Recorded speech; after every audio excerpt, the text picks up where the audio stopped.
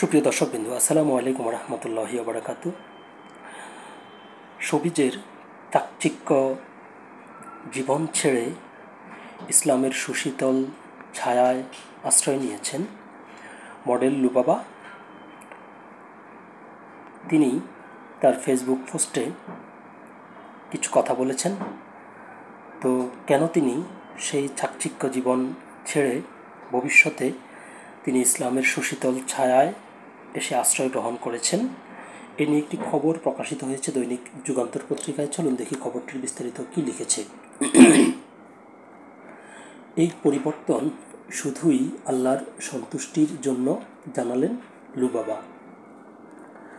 বহুল আলোচিত সমালোচিত শিশুশিল্পী সিমরিন লুবাবা শোবিজ জগতের চাকচিক্য জীবন ছেড়ে এবার হাঁটছেন শান্তির পথে।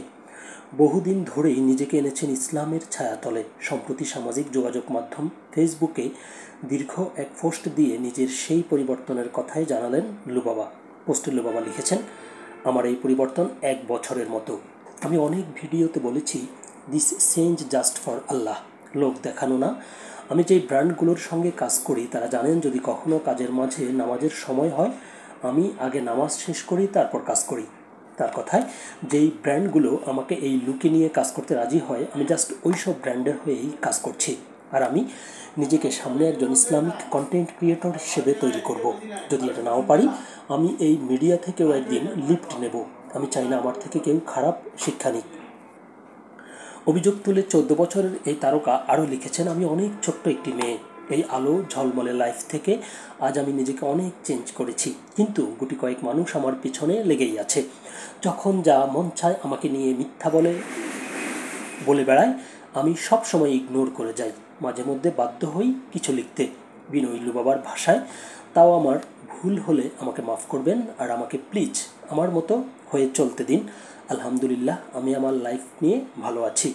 পোস্টের শেষ দিকে বলেন, ভুলে যাবেন না এই দুনিয়া অস্থায়ী। একদিন আপনাকেও আমাকেও আমাদের সবাইকে নিজেদের কর্মের ফল ভোগ করতে হবে। আল্লাহ যেন আমাদের সবাইকে হেদায়েত দান করে। সিমরিন লুবাবা মূলত প্রয়াত অভিনেতা আব্দুল কাদেরের নাতনি।